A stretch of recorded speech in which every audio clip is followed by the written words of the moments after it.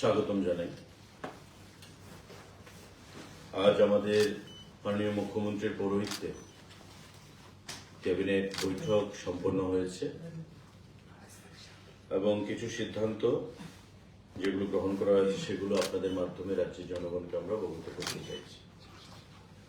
Number 1, creation of 26 number of vacant posts of Lower Division Clerk LDC under PWD department and to be recruited by GRBT. আমাদের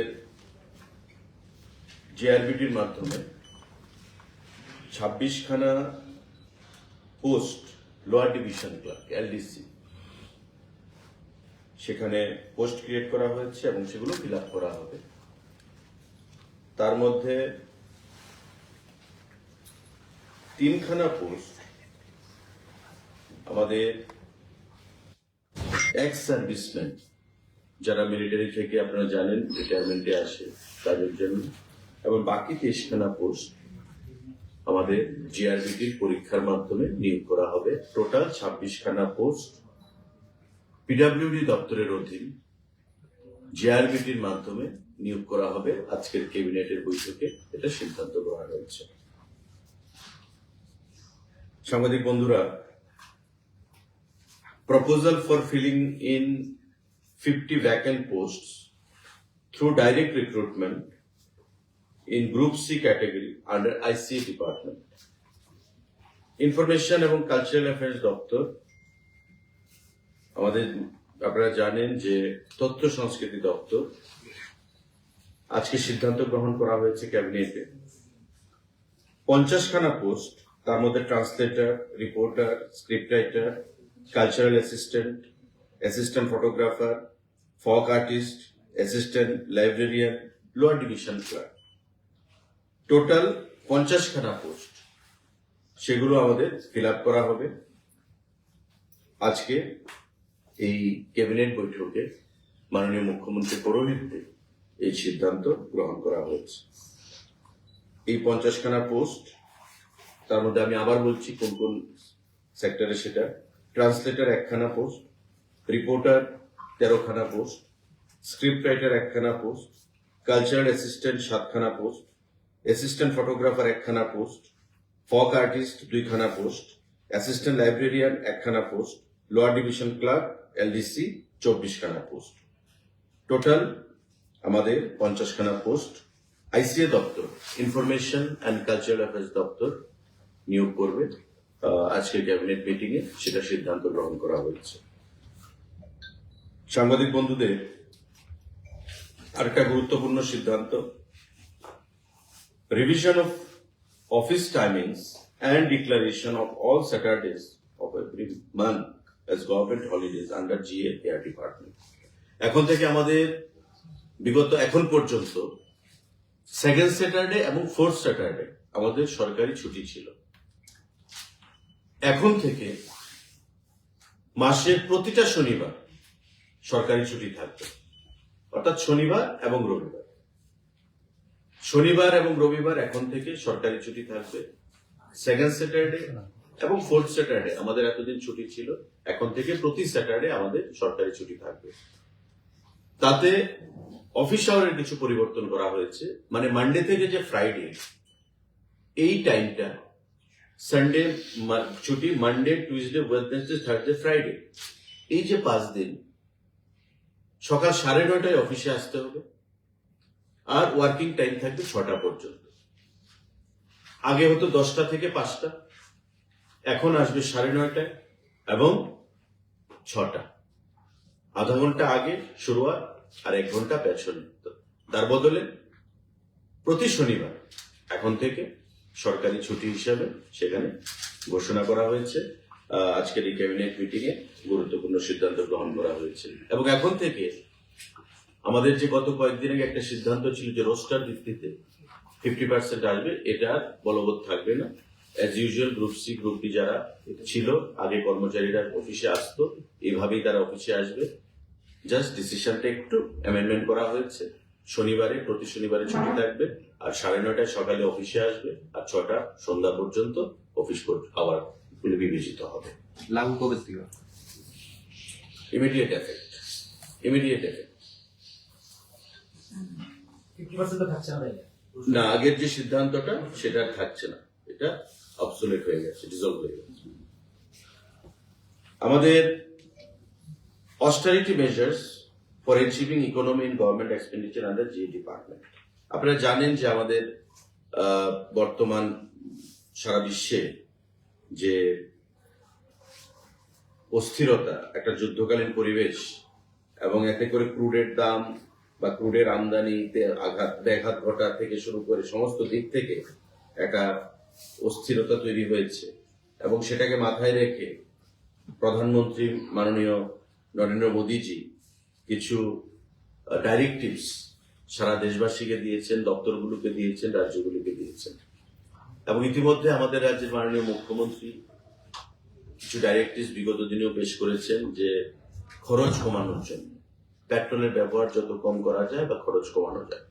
তো সেই বিষয়ে আমাদের কিছু সিদ্ধান্ত সেখানে গ্রহণ করা হয়েছে, বা একটা ডাইরেক্টিভস কিছু দেওয়া হয়েছে, যে এখন থেকে, যেটা আপনারা আগেই জানেন, যে সিদ্ধান্তগুলো সেখানে ঘোষণা করা হয়েছিল সেগুলো আবার একটা আমাদেরকে আজকে ক্যাবিনেট মিটিং এটা আলোচনা হয়েছে, যে 75% government meeting shall be conducted through virtual mode.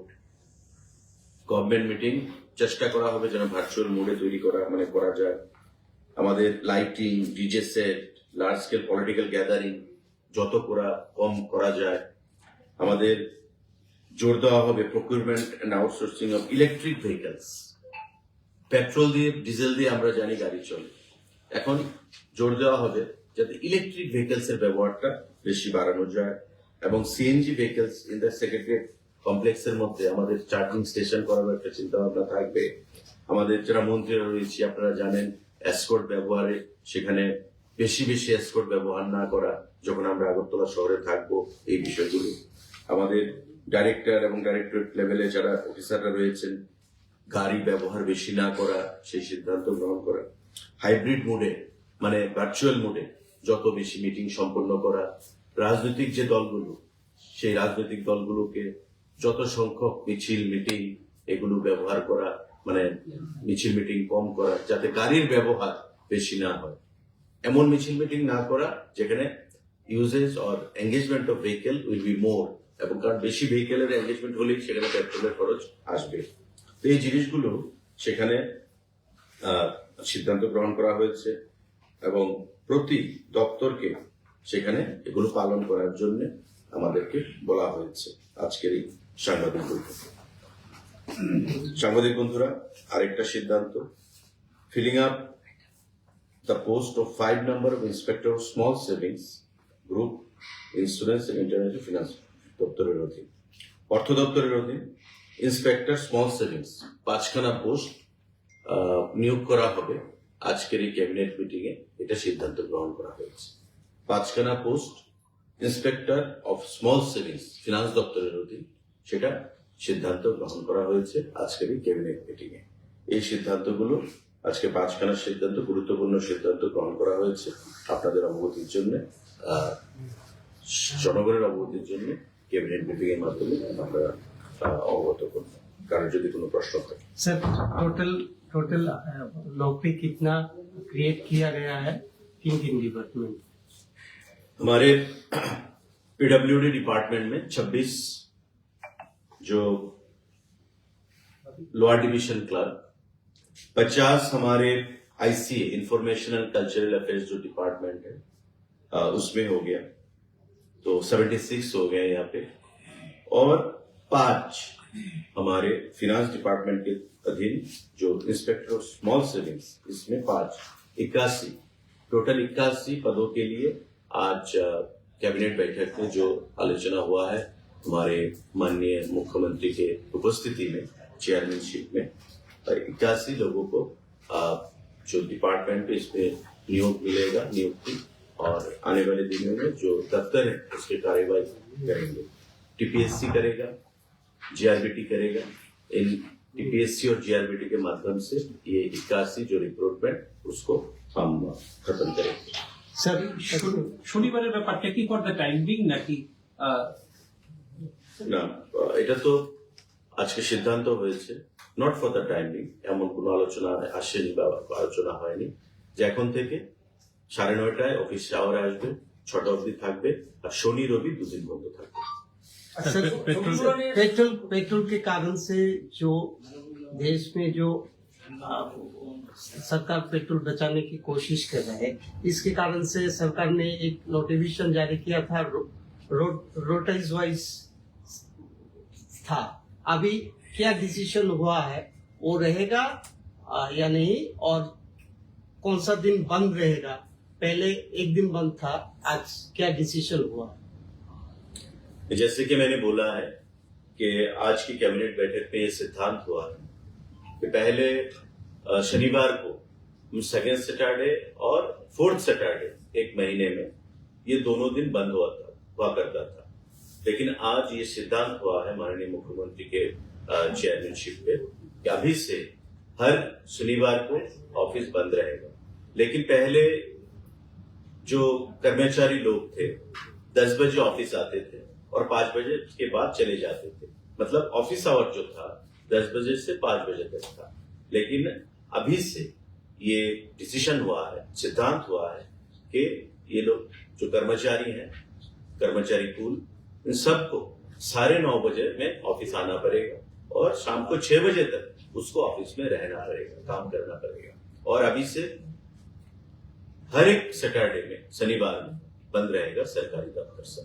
और रोटेशन जो है आज से खत्म है, प्रोस्पेक्टिव इफेक्ट रहेगा as usual. Group C group D जो कर्मचारी जैसे काम पे आते थे वही से काम पे आना होगा इन लोगों को। আচ্ছা, একদিকে পেট্রোল ডিজেলের এই সমস্যা, অন্যদিকে বর্ষা মৌসুম, আর ত্রিপুরাতে খাদ্য মজুদ কেমন আছে এবং রেশনিং ব্যবস্থায় কোনো প্রভাব পড়ার আশঙ্কা কি আছে নেই?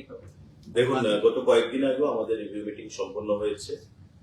আমাদের স্টকস যা আছে ঠিক আছে, এখন পর্যন্ত সাফিসিয়েন্ট আছে, এবং পেট্রোল ডিজেলেরও সারা বিশ্বে যে মন্দা চলছে বা সারা বিশ্বে যে একটা অগ্নিগর্ভ পরিস্থিতির দিকে যাচ্ছে, তাতে এখন পর্যন্ত আমাদের দেশ বা আমাদের রাজ্যে প্রভাব পড়লেও তার যে জনগণের যে অসুবিধা সেটা কিন্তু এখনো হয়ে ওঠেনি। আপনারা দেখেছেন যে পেট্রোপণ্যের মূল্যের বৃদ্ধি পেয়েছে দামের। ভারতবর্ষে যখন গত কয়েকদিন আগে 7 দিন আগে বৃদ্ধি পেল 4.21%, অথচ মার্কিন যুক্তরাষ্ট্রে সেটা 44%, মায়ানমারে সেটা 100%, পাকিস্তানে সেটা আরো বেশি। তো ভারত একমাত্র দেশ যেখানে পেট্রোপণ্যের মূল্যের বৃদ্ধি কন্ট্রোলে রেখেছে এবং কমিয়ে রেখেছে 4%, 4.1%, এখন সেটা হয়েছে 5%। কিন্তু বিশ্বের বাকি যে দেশগুলো, উন্নত দেশগুলো, ব্রিটেন বলুন, আমেরিকা বলুন, চায়না বলুন, ফ্রান্স বলুন, রাশিয়া বলুন, প্রতিটি জায়গায় পেট্রোপণ্যের মূল্য বৃদ্ধি কিন্তু কোথাও 50% হয়েছে, কোথাও 30% হয়েছে, কোথাও 100% হয়েছে, কোথাও 70%, কোথাও 80% হয়েছে। তার অর্থ এই যে ভারতবর্ষের সরকার মোদীজির নেতৃত্বে যথেষ্ট সক্রিয়, সচেতন, সজাগ, এবং আমাদের রাজ্যে তার মজুদ মোটামুটি রয়েছে। মাঝে মাঝে মানুষের মধ্য থেকে একটা আর্টিফিশিয়াল ক্রাইসিস করার, একটা প্যানিক তৈরি করার চেষ্টা করা হয়। আমি বলবো যে এই প্যানিক যেন না হয়, পেট্রোল পাম্পের বাইরে যেন অযথা ভিড় জমানো না হয়। বর্ষার মরশুম শুরু হয়েছে, যেটা আপনার প্রশ্ন, খাদ্যের মজুদ এবং পেট্রোল ডিজেলের। বিশেষ যদি রাস্তায় কোনো ধস না নামে, রেল ট্র্যাক যদি ডিরেলমেন্ট না হয়, যদি ক্ষতিগ্রস্ত না হয়, তবে আমাদের কন্টিনিউয়াস যে ট্যাঙ্কার বা যে স্টক রাজ্যে আসছে সেটা মিলিয়ে এবং বর্তমান স্টক মিলিয়ে আমাদের যথেষ্ট মজুদ রয়েছে, তাতে চিন্তার কিছু নেই। ভারত সরকারও, পেট্রোলিয়াম মন্ত্রী গত কয়েকদিন আগে বলেছেন যে অন্তত 2 মাসের স্টক আমাদের দেশে রয়েছে, তাতে উদ্গ্রীব হওয়ার কিছু নেই। খাদ্যের যে স্টক আমাদের রয়েছে, গত কয়েকদিন আগে আমরা বলেছি, বিভিন্ন শস্য, চাল, ডাল, সমস্ত কিছু আমাদের সাফিসিয়েন্ট স্টক রয়েছে। খোলা বাজারে এই সুযোগকে ব্যবহার করে কেউ কেউ কালোবাজারির উদ্যোগ চেষ্টাও করে। সরকারের নজর কি থাকবে এবং দ্রব্যমূল্য বৃদ্ধি নিয়ন্ত্রণে দপ্তর কিভাবে ভূমিকা পালন? দ্রব্যমূল্য বৃদ্ধি নিয়ন্ত্রণে আমরা সজাগ সবসময়। টাস্ক ফোর্স, এসডিএম দেরকে নিয়ে আমরা রেড করছি, পেনাল্টি ইম্পোজ করছি। গত কয়েকদিন আগে আপনার খবর কাগজে দেখেছেন দোকান বন্ধ করে দেওয়া হয়েছে, পেনাল্টি ইম্পোজ করা হয়েছে। তো these are normal procedure, continuous procedure to be followed. এবং আপনাদের কাছে আমি বলবো, কোথাও যদি এই ধরনের খবর থাকে নিশ্চয়ই আমাদেরকে বলবেন, দেন এন্ড দেয়ার আমরা অ্যাকশন নেব এবং কাউকে সেখানে ছাড়া বা রেহাই দেওয়া হবে এমন কোনো মানসিকতা দপ্তরের কাছে। প্রতিনিয়ত মানুষের ইন্টারেস্টটা হচ্ছে আমাদের কাছে সবচেয়ে বড়। আর্টিফিশিয়াল ক্রাইসিস তৈরি করে কেউ যেন দ্রব্যমূল্য বৃদ্ধি না ঘটায়, সেটার দপ্তর আইনানুগ ব্যবস্থা নেবে এবং হেভি পেনাল্টি ইম্পোজ করবে। আর এই শনি রবিবারের যে ব্যাপারটা, এটা কি শুধু অফিস আদালতেই নাকি স্কুল টিউটরের ক্ষেত্রে এটা প্রযোজ্য? স্কুল কলেজের আজকে যেটা বিষয়বস্তু সেটা অফিস নিয়ে আলোচনা হয়েছে, একটু মডিফিকেশন যদি হয় আপনারা একটু কাইন্ডলি জেনে নেবেন। সেটা স্কুল নিয়ে কোনো আলোচনা হয়নি, অফিস নিয়ে আলোচনা হয়েছে। কারণ অফিস টাইমিং বললাম আমি যে 9:30 8 6টায়, নিশ্চয়ই অফিস নিয়ে। আর যদি স্কুল হয় নিশ্চয়ই আপনাদেরকে সেটা জানিয়ে দেওয়া হবে। ব্যাংকের ক্ষেত্রে স্যার, ব্যাংক তো আমাদের আন্ডারে আসবে, যেগুলো ত্রিপুরা গভর্নমেন্টের ব্যাংক, সেটা বিষয়ে কোনো আলোচনা হয়নি। নিশ্চয়ই সেটা হলে যদি ইউনিফর্ম হয়, স্কুল, ব্যাংক, পিএসইউ সমস্ত কিছু এই আন্ডারেই আসবে। ঠিক আছে, একটু কাজে জেনে নেবেন সেই বিষয়টা। ছবি মোড়া নিয়ে কিছুদিন আগে উদ্বোধন করেছে, যেটা পর্যটকদের মধ্যে একটা আশঙ্কা। ছবি মোড়ায় এখন পর্যটক অনেকটাই কম, কি পদক্ষেপ নেবে? না দেখুন না, এটা রাজনৈতিক একটা বিষয় ছিল। The matter has been resolved now. আমরা বৈঠকেও বসেছিলাম গত 2 দিন আগে। একটা অনাকাঙ্ক্ষিত পরিবেশ তৈরি হয়েছিল যে ছবি মোড়া যেটা সোসাইটি রয়েছে, যেটা ছবি মোড়াকে পরিচালনা করে শুধু বোটিংটা, বাকি জিনিসগুলো নয়, ওই বোটিংটাকে পরিচালনা করে এবং একটা টাকা তারা, যারা টুরিস্টরা যান, যারা বোটিং করেন, তাদের কাছ থেকে একটা অর্থ তারা পান। এর অর্থের মধ্যে একটা অংশ তারা দপ্তরকে দেন, আর বাকিটা তারা নিজেরা ওই সোসাইটি নিজেদের মধ্যে সেখানে ডিস্ট্রিবিউশন হয়। বর্তমানে এডিসিতে যে সরকার এসছে, মানে যে ডিস্ট্রিক্ট কাউন্সিলে, সেখানকার নির্বাচনে জয়ী হওয়ার পর তাদের সমর্থকরা গিয়ে দাবি তুলে যে এখন থেকে আমরা এই সোসাইটিকে পরিচালনা করব। কিন্তু যে সোসাইটির সঙ্গে দপ্তরের এগ্রিমেন্ট রয়েছে তা 27 পর্যন্ত অ্যালাইভ রয়েছে, 2027 পর্যন্ত। বাই লজ অনুযায়ী বা আমাদের এগ্রিমেন্ট অনুযায়ী, as per law, as per agreement, as per system, আমাদের সেটা 2027 পর্যন্ত রয়েছে। তা আমরা এই এগ্রিমেন্ট ভায়োলেট করতে পারবো না বা ব্রেক করতে পারবো না। তখন সেখান থেকে যিনি এমডিসি সিকে জমা দিয়ে, যিনি বর্তমানে শিক্ষা এবং পর্যটন দপ্তরের দায়িত্বে আছেন এডিসিতে, এবং বিগত দিনে আমাদের রাজ্য সরকারের সেক্রেটারি ছিলেন রিটায়ারমেন্টের সময়, ওনার সঙ্গে আমরা কথা বলেছি এবং ত্রিপুরামথার যারা উচ্চস্থানীয় নেতৃত্ব তাদের সঙ্গে আমি কথা বলেছি এবং আমি বলেছি যে কোনো অবস্থাতেই যেন সেটা পর্যটকদেরকে ভয় ভীতির পরিবেশ যেন তাদের জন্য না তৈরি হয়। এবং বিশ্ব মানচিত্রে ছবি মোড়া যে একটা জায়গা করে নিয়েছে, বা ছবি মোড়াতে যে এডিবির যে প্রজেক্ট, যা আগামী 5-6 মাসের মধ্যে হ্যান্ড ওভার করা হবে আমাদেরকে, একটা নতুন ছবি মোড়া আমরা দেখতে পাবো। তো তা যেন কোনো অবস্থাতেই হ্যান্ড ওভার করা না, মানে ডিস্টার্ব না হয় বা হ্যাম্পার না হয়। এবং তারাও আমাদেরকে আশ্বস্ত করেছেন যে এই বিষয়গুলো যদি আমরা বিবেচনা করি তবে একটা এমিকেবল সলিউশন আলোচনার মাধ্যমে আমরা করতে পারি। স্বাভাবিকভাবেই আমরা গত কয়েকদিন আগে বসি, সিকে জমা দিয়ে আমি, সেক্রেটারি, ডাইরেক্টর, ওই তাদের প্রতিনিধিদেরকে নিয়ে এবং বর্তমানে যারা আমাদের এই সোসাইটিটা পরিচালনা করছে তাদেরকে নিয়ে, এবং আমরা আলোচনার মাধ্যমে এটা ঠিক করেছি যে ওই পার্টি থেকে কয়েকজন সদস্যকে ওই সোসাইটিতে ইনক্লুড করা হবে, যাতে এটা কেউর পক্ষেই যেন এটা মানে অনিশ্চয়তার কারণ না হয়। প্রত্যেকেই যেন সেখানে শান্তিপূর্ণ পরিবেশে সুন্দরভাবে সোসাইটিটা পরিচালনা করতে পারে এবং রুজি রুটি তারা আর্ন করতে পারে। তো সেই বিষয়ে আমাদের আলোচনা সমাপ্ত হয়েছে এবং তারাও যথেষ্ট আশ্বস্ত হয়েছেন এবং আগামী দিনে সুন্দরভাবে ছবি মোড়াকে পরিচালনা করবে এই আশ্বাস তারা আমাদেরকে প্রদান করেছে। ত্রিপুরা সরকারের মুখপাত্র হিসেবে আপনার কাছে প্রশ্ন যে আজকেও আসাম বিধানসভা ইউসিসি ইমপ্লিমেন্ট হয়েছে, ত্রিপুরাতে কি গভর্নমেন্ট এটা নিয়ে কোনো ভাবনা চিন্তায় আছে কি? দেখুন, ইউসিসি একটা এমন বিষয়, ইউনিফর্ম সিভিল কোড, এটা খুবই গুরুত্বপূর্ণ বিষয় এবং আমাদের দলের, আমাদের রাষ্ট্রীয় মানে ভারতীয় জনতা পার্টি বা কেন্দ্রীয় সরকারের একটা প্রাধান্যের মধ্যে রয়েছে এমন একটা বিষয়। যে কোনো সিদ্ধান্ত এটা মুখপাত্র হিসাবে এটা বলা ঠিক হবে না, কারণ ত্রিপুরা রাজ্যে এখনো এই বিষয় নিয়ে কোনো আলোচনা হয়নি।